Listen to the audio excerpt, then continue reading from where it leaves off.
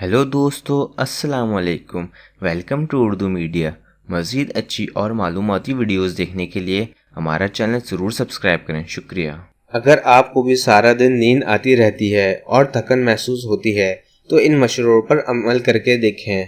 थकावट के बाद नींद का आ जाना एक कुदरती अमल है, लेकिन बिला वजह सारा दिन निकाहत का होना और नींद का आना अच्छी बात नहीं है और इंसान अपने कामों से जी चुराने लगता है।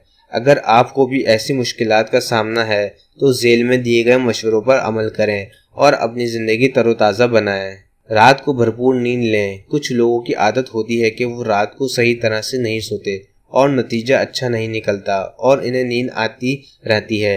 आपको चाहिए कि रात की नींद की आदत बनाएं और कम से कम 8 घंटे की नींद लें। हर इस चीज़ से इज्तनाब करें जो रात को नींद आने में मुश्किल पैदा करती है। आपको इस बात का ख़ास ख्याल रखना है कि रात को सोने से पहले कोई भी ऐसी चीज़ नहीं लें जिससे नींद उड़ जाए। अमूमन कैफ़ीन वाले मशरूबात जैसे चाय और कॉफ़ी की वजह से इंसान की रात की नींद कम होने लगती है। हर सुबह एक ही वक्त पर उठें, चाहे हफ्ते का कोई भी दिन हो। आपको चाहिए कि इस बात को मामूल बना लें कि आपको एक ही वक्त में बेदार होना है। कुछ लोगों की आदत होती है कि वो छुट्टी वाले दिन काफ़ी देर तक सोते रहते हैं, जिसकी वजह से इन्हें अगली रात को सोने में मुश्किल पेश आती है और अगला दिन सुस्ती से भरा होता है। रात को एक ही वक्त पर सोने की आदत अपना लें।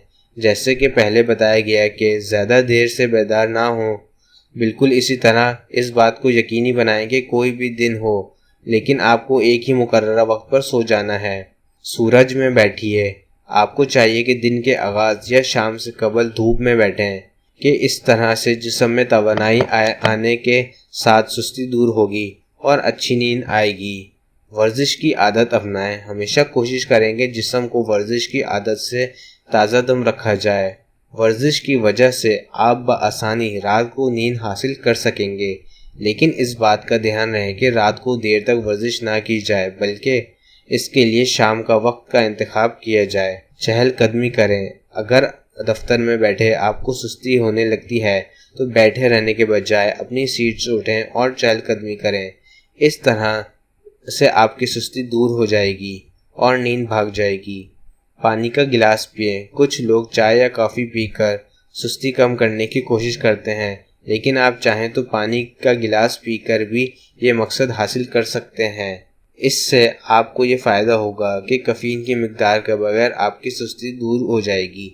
हमारी वीडियो देखने का शुक्रिया। हमारा चैनल सब्सक्राइब करना ना भूलें। अल्लाह हाफ़िज़।